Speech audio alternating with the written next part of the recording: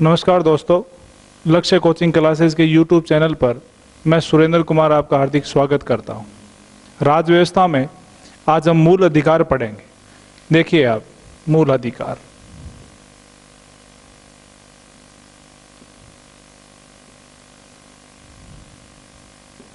मूल अधिकार, देखिए मूल अधिकार जिसने भारत में जन्म ले लिया उसे अधिकार मिलेंगे।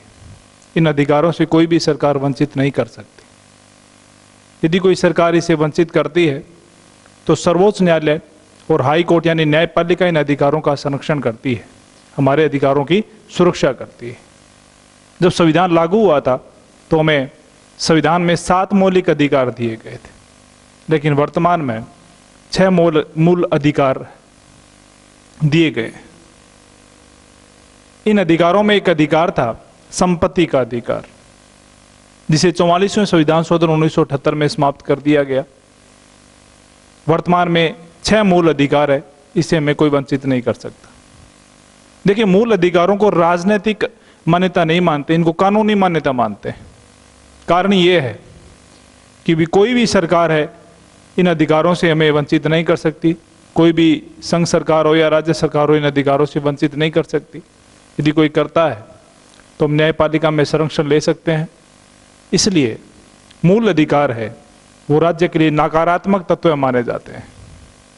यदि देखा जाए तो मूल अधिकारों के इतिहास में देखें तो 1931 में सरदार पटेल ने कराची अधिवेशन में मूल अधिकारों की मांग उठाई थी।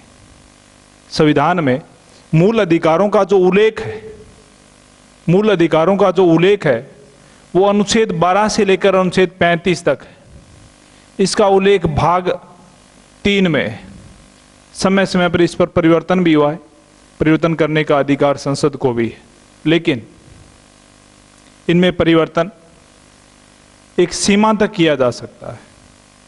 किसी भी अधिकार का यदि हनन हो रहा है तो ऐसी स्थिति में वो संशोधन नहीं माना जाएगा। इसमें न्यायपालिका इसे खारिज भी कर सकती है। देखिए, भाग 3 है, उसे भारतीय संविधान का मैग्ना कार्टा कहा जाता है। मैग्ना कार्टा कहा जाता है। किस भाग को? 3 को कहा जाता है। क्यों कहा जाता है? क्योंकि एक इंग्लैंड का शासक था जॉन सेकंड। जॉन सेकंड ने 1215 में अपनी जनता को कुछ अधिकार दिए। ये अधिकार इंग्लैंड में क्या कहलाते थे? मैग्ना कार्टा कहलाते थे। और यहां भी अधिकार की बात होती है, अधिकारों का उल्लेख भाग 3 में है, इसलिए भाग 3 को क्या कह देते हैं? मैग्ना कार्टा कह देते हैं। कई बार पूछा भी गया है कि भारतीय संविधान का मैग्ना कार्टा किसे कहते हैं, तो भाग 3 को क्या कहते हैं? मैग्ना कार्टा कहते हैं। अब देखिए, अपने शुरू करते हैं अधिकारों में। पहला है अनुच्छेद 12 और 13। अनुच्छेद 12, अनुच्छेद 13। देखिए आप, अनुच्छेद 12 में किसे परिभाषित कर रखा है? राज्य शब्द को परिभाषित कर रखा है। 13 में विधि शब्द को परिभाषित कर रखा है।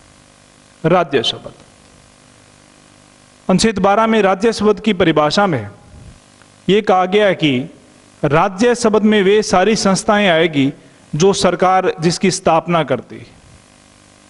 और यदि राज्य सरकार जिन संस्थाओं की स्थापना करती है और ये संस्थाएं यदि प्रत्यक्ष या अप्रत्यक्ष रूप से सरकार से किसी प्रकार की सहायता लेती है तो वो सारी की सारी संस्थाएं किस में आएगी? राज्य शब्द में आएगी। तो राज्य शब्द को परिभाषित कर रखा है, वो क्या है? अनुच्छेद 12 है। अब देखिए आप अनुच्छेद 13। अनुच्छेद 13 में विधि शब्द को परिभाषित कर रखा है। विधि शब्द में सरकार के द्वारा वे सारे अध्यादेश, कानून, परिपत्र, अधिसूचनाएं आएगी जो सरकार जारी करती है। साथ में अनुच्छेद 12 है, वो न्यायिक पुनर्वालोकन का आधार है। न्यायिक पुनर्वालोकन का आधार है। न्यायिक पुनर्वालोकन को आधार माना जाता है, वो अनुच्छेद 13 माना जाता है।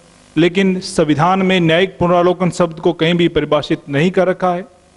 न्यायिक पुनर्वालोकन से यदि देखें तो ये शक्ति अमेरिका से ली गई है।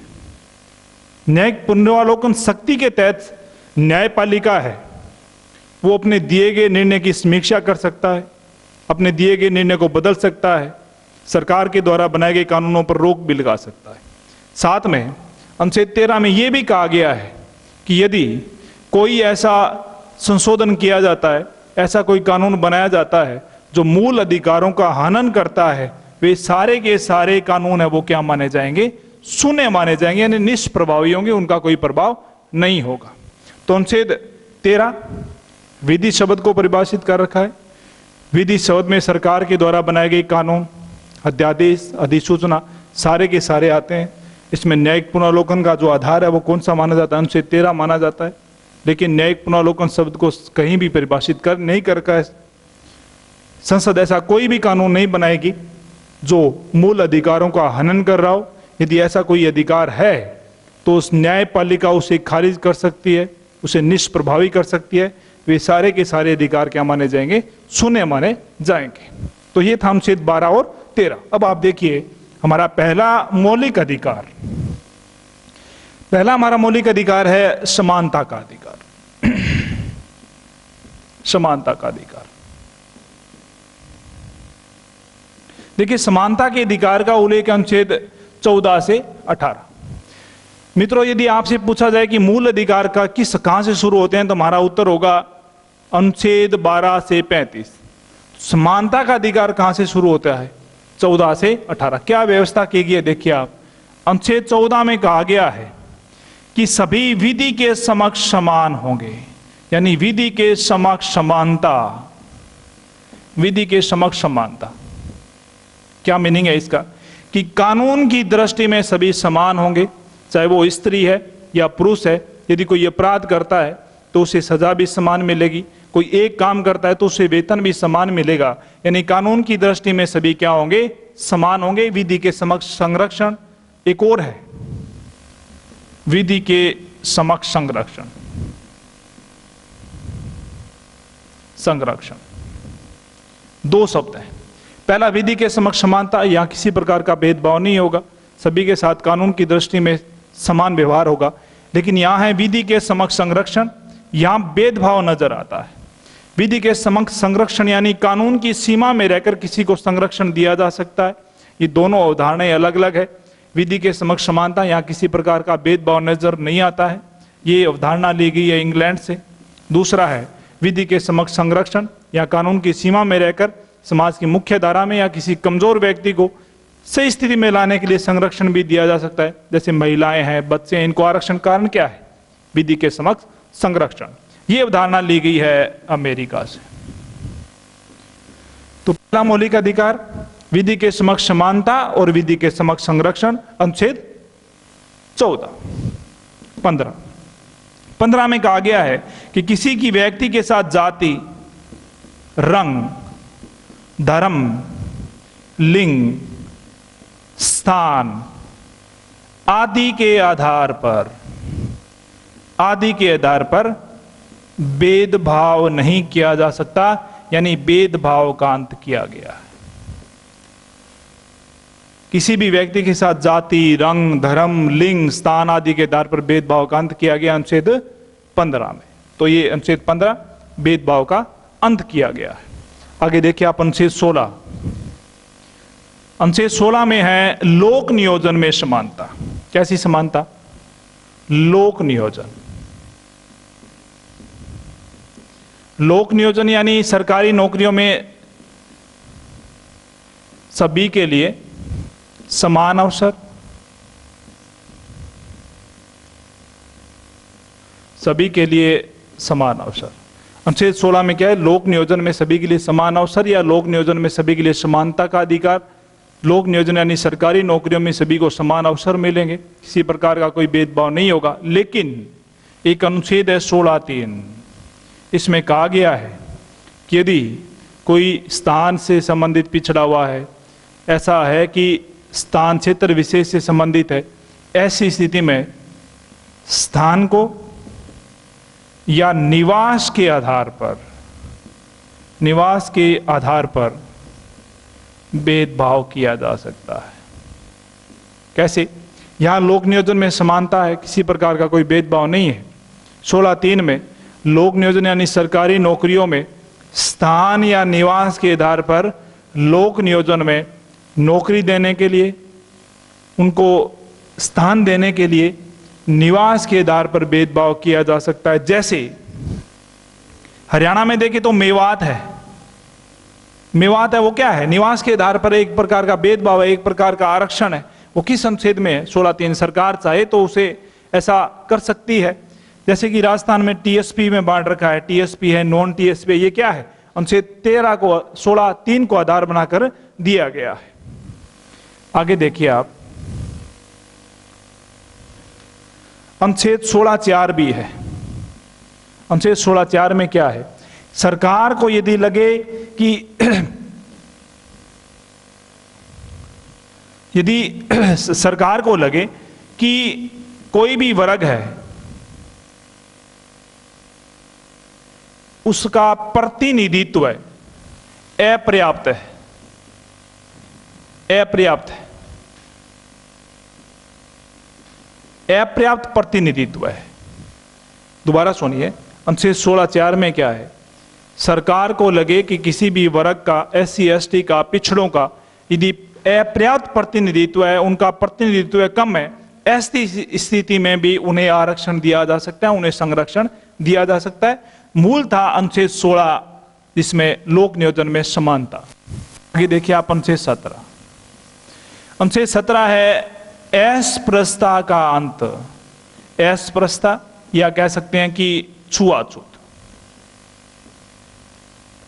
ऊंच नीच, जो पहले थी वर्तमान में नहीं है, गैर कानूनी है। अनुच्छेद 17 में अस्पृश्यता या छुआछूत का अंत किया गया है। हम उनके साथ किसी भी प्रकार का भेदभाव नहीं कर सकते। और अस्पृश्यता निवारक निरोधक अधिनियम भी बनाया गया था जो 1955 में बनाया गया था। अगला देखिए आप, अनुच्छेद 18। अनुच्छेद 18 में उपाधियों का अंत किया गया है।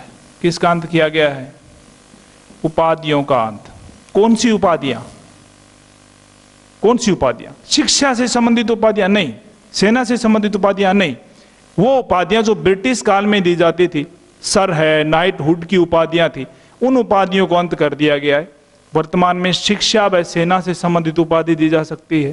किसी को भारत रत्न मिलता है, पद्मश्री मिलती है, पद्म विभूषण मिलता है, अन्य कोई अवार्ड मिलता है तो वो ऐसी उपाधि लगा सकता है। वो उसका मानवत्व क्रस्ट है, यानी शिक्षा और सेना से संबंधित उपाधियां दी जा सकती है। अनुच्छेद 18 में किन का अंत किया गया है? उपाधियों का अंत। कौन सी उपाधियां? जो ब्रिटिश काल में दी जाती। दोबारा दीजिए, पहला अधिकार था समानता का अधिकार, अनुच्छेद 14 से 18। अनुच्छेद 14 में हमने पढ़ा विधि के समक्ष समानता, दूसरा विधि के समक्ष संरक्षण। विधि के समक्ष समानता अवधारणा इंग्लैंड से ली गई और जो संरक्षण था वो अमेरिका से ली गई। अनुच्छेद 15 में हमने पढ़ा कि जाति, धर्म, लिंग, स्थान, धर्म आदि के आधार पर किसी भी प्रकार का किसी के साथ कोई भेदभाव नहीं किया जा सकता। 16 में हमने पढ़ा कि लोक नियोजन में सरकार समानता के अवसर देगी, किसी प्रकार का भेदभाव नहीं करेगी। लेकिन यदि अपर्याप्त प्रतिनिधित्व है, कोई वर्ग पिछड़ा हुआ है क्षेत्र से संबंधित, तो उन्हें आरक्षण दिया जा सकता है, ऐसा भेदभाव किया जा सकता है। 16(3) में हमने पढ़ा। 17 में है कि सरकार अस्पृश्यता या छुआछूत से संबंधित कानून बनाएगी और इस अस्पृश्यता और छुआछूत को क्या करेगा? अंत किया जाएगा। 18 में हम क्या? उपाधियों का अंत। उपाधियां कौन सी? जो ब्रिटिश काल में दी जाती थी। सेना, शिक्षा या कोई अवार्ड मिला है तो उन्हें लगा, अपने नाम के आगे लगा सकते हैं। वो उपाधि नहीं है, वो उनका अच्छे काम के लिए उन्हें इनाम मिला है, मानवोत्कृष्ट के लिए मिला है, तो वो उपाधियां नहीं है। उपाधियां वो जो ब्रिटिश काल में दी जाती थी उनका अंत कर दिया गया। शिक्षा व सेना से संबंधित उपाधियां दी जा सकती है। तो ये था हमारा पहला मौलिक अधिकार। अब दूसरा देखिए आप, स्वतंत्रता अधिकार। स्वतंत्रता का अधिकार, स्वतंत्रता का अधिकार अनुच्छेद 19 से 22 क्या है? देखिए आप, अनुच्छेद 19 है, उसमें 7 स्वतंत्रताएं थी। कितनी थी? 7। लेकिन वर्तमान में कितनी है? 6 स्वतंत्रताएं। कौन सी? देखिए आप, पहला स्वतंत्रता है विचार व अभिव्यक्ति। विचार व अभिव्यक्ति की स्वतंत्रता। दूसरी है सम्मेलन करने की स्वतंत्रता। सम्मेलन करने की स्वतंत्रता। सी है संघ या संगठन बनाने की स्वतंत्रता। डी है विचरण यानी घूमने फिरने की आजादी या भ्रमण की आजादी, भ्रमण करने की आजादी। सी में है ई में है निवास की स्वतंत्रता। एफ में है संपत्ति की स्वतंत्रता। जी में है व्यापार। तो अनुच्छेद 19 जी में व्यापार की स्वतंत्रता। तो यहां हमने पढ़ा कि अनुच्छेद 19 में 7 स्वतंत्रता है, लेकिन वर्तमान में कितनी है? 6। कौन कौन से? आप अनुच्छेद 19 फर्स्ट ए में विचार और व्यक्ति की स्वतंत्रता, हम अपना विचार रख सकते हैं। हमें प्रेस की स्वतंत्रता भी दी गई है, हमें सूचना का अधिकार भी दिया गया है, लेकिन स्पेशल प्रेस और सूचना के अधिकार का कोई उल्लेख नहीं किया गया है। प्रेस और सूचना का अधिकार मिलेगा वो किस अनुच्छेद के तहत मिलेगा? अनुच्छेद 19 फर्स्ट ए के तहत मिलेगा। प्रेस और सूचना का अधिकार है वो विचार है, अपनी अभिव्यक्ति है, ऐसा जानने का हमें अधिकार है। तो प्रेस और जो सूचना का अधिकार है वो विचार और अभिव्यक्ति का एक पार्ट है, और वो किस अनुच्छेद में? अनुच्छेद 19 ए में है। अनुच्छेद बी 19 फर्स्ट बी, हम शांतिपूर्वक कहीं भी सम्मेलन कर सकते हैं, हम बिना हथियार के कहीं भी सम्मेलन कर सकते हैं, हमें स्वतंत्रता दी गई है। अनुच्छेद 19 सी, हम अपना संघ या संगठन बना सकते हैं। आपने सुना होगा किसान संगठन है, विद्यार्थी संगठन है, शिक्षक संघ है, ऐसे संगठन हम बना सकते हैं, हम अपना पक्ष रख सकते हैं। अनुच्छेद 19 सी में खास बात यह है कि अनुच्छेद 19 सी में एक 97वां संविधान संशोधन 2012 में एक हम पढ़ते हैं सहकारी समितियां, सहकारिता। तो सहकारिता को मान्यता दे दी गई थी अनुच्छेद 19 फर्स्ट सी में। संगठन बना सकते हैं कोई संशोधन के द्वारा। 97वें संविधान संशोधन 2012 में किसको मान्यता? सहकारिता। देखिए 3 चीजें हैं, सार्वजनिक, निजी और सहकारिता। सार्वजनिक जो सरकार के अधिकार क्षेत्र में होती है, निजी एक व्यक्ति विशेष के अधिकार क्षेत्र में होती है, और सहकारिता यानी सरकार और निजी दोनों के सहयोग से जो संस्था चलती है वो क्या कहलाती है? सहकारिता। इसे संवैधानिक मान्यता के संशोधन के द्वारा 97वां संविधान संशोधन 2012 अनुच्छेद 19 फर्स्ट सी में। अनुच्छेद 19 डी, हम विचरण या घूमने फिरने की आजादी दी गई है, हम कहीं भी भ्रमण कर सकते हैं। अनुच्छेद 19 ई में है निवास, हम कहीं भी भारत में निवास कर सकते हैं, स्थायी निवास कर सकते हैं, लेकिन 370 हटने के बाद हम जम्मू कश्मीर में भी स्थायी निवास कर सकते हैं।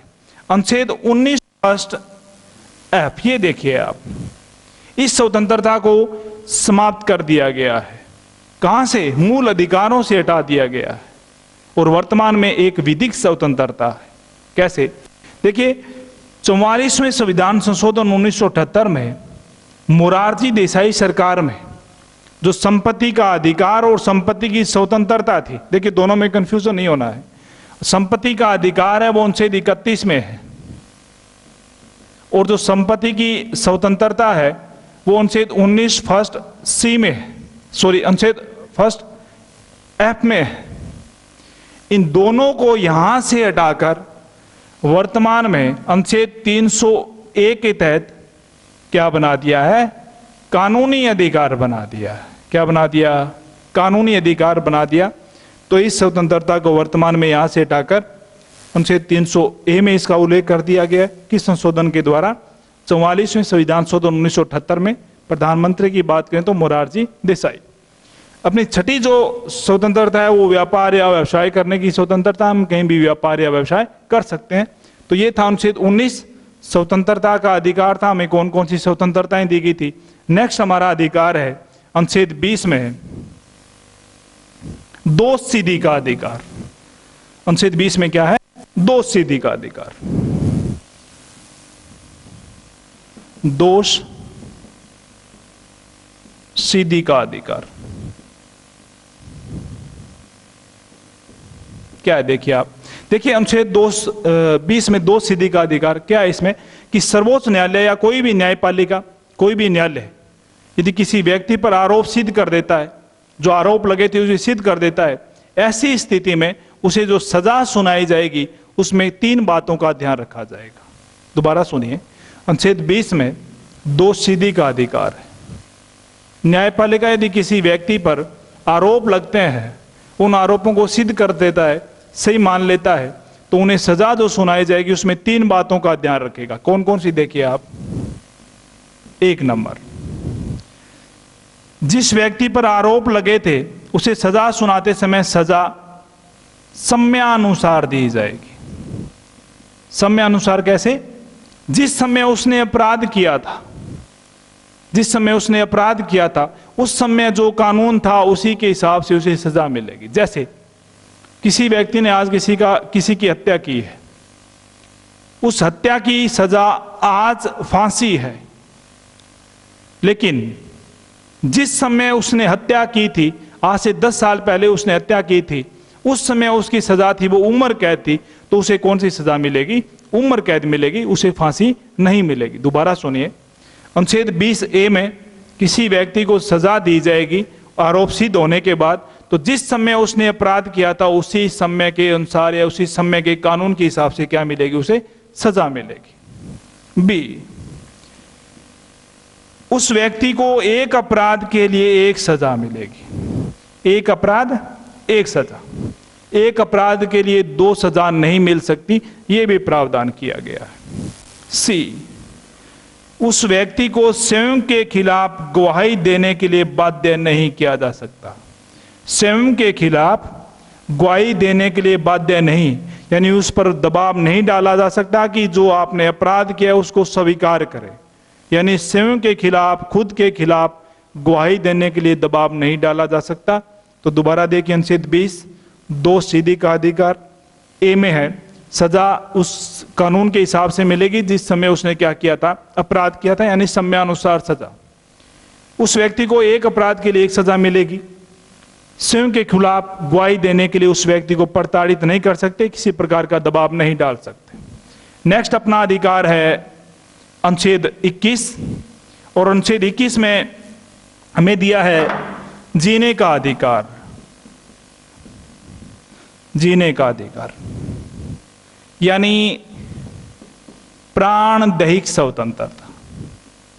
प्राण दैहिक स्वतंत्रता, कोई हमें जीने से नहीं रोक सकता, ये प्रावधान किया अनुच्छेद 21 में। और लगभग जीने से संबंधित 65 से अधिक अधिकार दिए गए हैं। इसमें विदेश जाने का अधिकार है, भूख का अधिकार है, नींद का भी अधिकार है, सूचना का भी अधिकार है।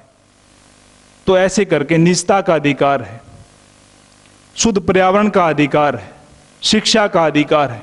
ये जीवन से संबंधित जितने भी अधिकार हैं, यानी लगभग 65 से अधिक अधिकार है, वो अनुच्छेद 21 में दिए गए हैं। इसमें किसी प्रकार की कोई रुकावट नहीं डाल सकता। तो अनुच्छेद 21 है वो क्या है? जीने का अधिकार या प्राण दैहिक स्वतंत्रता। इस प्राण दैहिक स्वतंत्रता में जीने से संबंधित जो भी अधिकार है, मकान का अधिकार है, पानी का अधिकार है, शुद्ध पर्यावरण का अधिकार है, ठीक है ना। अभी पीछे पराली का मुद्दा छाया हुआ था, तो उसमें इसी को आधार बनाकर सर्वोच्च न्यायालय ने फैसला दिया कि शुद्ध पर्यावरण का अधिकार है, इसलिए इस पर रोक लगाएगी। तो यदि जीना कहीं भी प्रभावित हो रहा है तो हम अनुच्छेद 21 का आधार मानकर न्यायपालिका की संरक्षण ले सकते हैं, न्यायपालिका में जा सकते हैं। तो जीने का अधिकार या प्राण दैहिक स्वतंत्रता किस अनुच्छेद में है? 65 में है। अगला देखिए आप, अनुच्छेद 22, अनुच्छेद 21A। एक है अनुच्छेद 21A, अनुच्छेद 21A क्या है? इसमें शिक्षा का अधिकार, शिक्षा का अधिकार। और कैसा, कहां तक कहा गया है कि 6 से 14 साल के बच्चों को निःशुल्क और अनिवार्य शिक्षा का अधिकार, अनिवार्य शिक्षा का अधिकार। अनुच्छेद 21 में किसका अधिकार है? शिक्षा का अधिकार है। क्या कहा गया है कि 6 से 14 साल के बच्चों को निःशुल्क और अनिवार्य शिक्षा मिलेगी। ये प्रावधान किया गया था 86वां संविधान संशोधन 2002 में, यानी 86वें संविधान संशोधन 2002 में अनुच्छेद 21 से, और कहां से कहां तक? अनुच्छेद 6 से तक। अगला अपना अधिकार है अनुच्छेद 22, अनुच्छेद निवारक निरोधक कानून। निवारक निरोधक कानून यानी कह सकते हैं कि एक गिरफ्तार व्यक्ति को प्राप्त अधिकार। किसको? एक गिरफ्तार व्यक्ति को प्राप्त अधिकार। गिरफ्तार यानी एक सामान्य रूप से गिरफ्तार व्यक्ति को प्राप्त अधिकार। सामान्य रूप से गिरफ्तार व्यक्ति को प्राप्त अधिकार कौन कौन से अधिकार है देखिए आप। निवारक निरोधक कानून, किसी भी देश विरोधी गतिविधियों में यदि कोई व्यक्ति गिरफ्तार होता है तो अनुच्छेद 22 का लाभ उसे नहीं मिलेगा। कोई रासुका लगाए तो नहीं मिलेगा। किसी आतंकवादी को अनुच्छेद 22 का संरक्षण नहीं मिलेगा। लेकिन यदि कोई सामान्य रूप से कोई व्यक्ति गिरफ्तार होता है तो उसे कौन कौन से अधिकार प्राप्त हैं देखिए आप। इसे भी 3 भागों में बांटा गया है।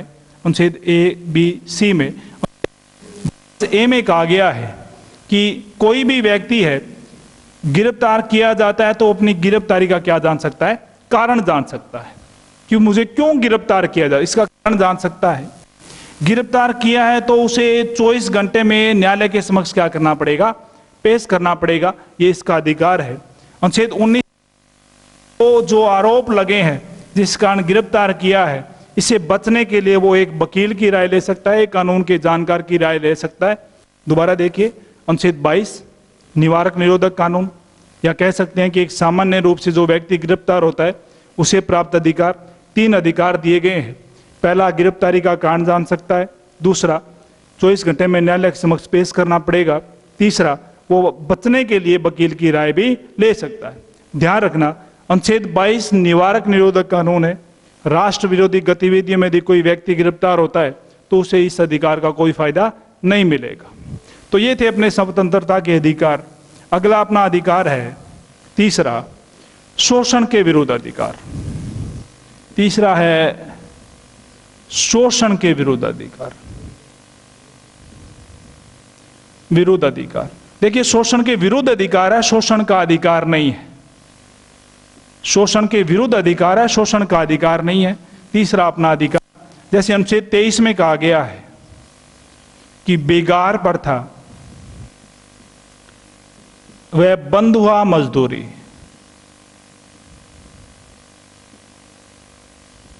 प्रतिबंधित।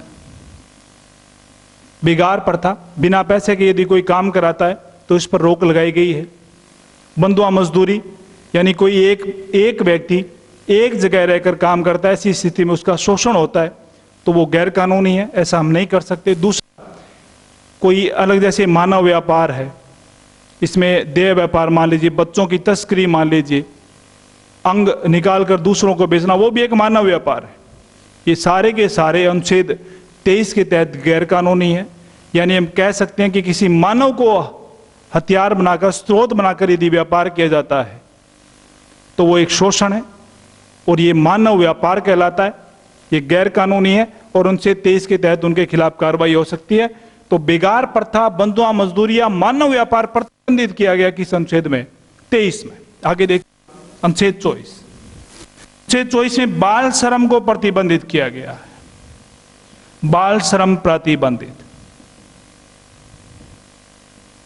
हम छोटे बच्चों से कोई किसी प्रकार का जोखिमपूर्ण कार्य नहीं करा सकते। कहा गया अनुच्छेद 24 में कि 14 साल से कम आयु के बच्चों से, कितने साल? इंडिया में कितनी उम्र रखी गई है बाल श्रम की? 14 साल। 14 साल से कम आयु के बच्चों से हम किसी भी प्रकार का कोई जोखिमपूर्ण कार्य नहीं करा सकते। यानी बाल श्रम को प्रतिबंधित किया गया किस अनुच्छेद में? अनुच्छेद 24 में। और देख लीजिए, बच्चों के अधिकारों की सुरक्षा के लिए सभी राज्यों में और राष्ट्रीय स्तर पर भी राष्ट्रीय बाल संरक्षण आयोग की स्थापना की गई है। राज्य स्तर पर राज्य बाल अधिकार संरक्षण आयोग की स्थापना की गई है, उनके अधिकारों की रक्षा के लिए किया गया है। तो भारत में उम्र कितनी है बाल श्रम की? 14 साल है। अंतर्राष्ट्रीय श्रम संगठन ने भी बाल श्रम की उम्र निर्धारित कर रखी है, वो 15 साल है। राष्ट्रमंडल देशों ने भी बाल श्रम की उम्र निर्धारित कर रखी है, वो 18 साल है। लेकिन इंडिया में कितनी है? 14 साल। दोबारा देख लीजिए आप।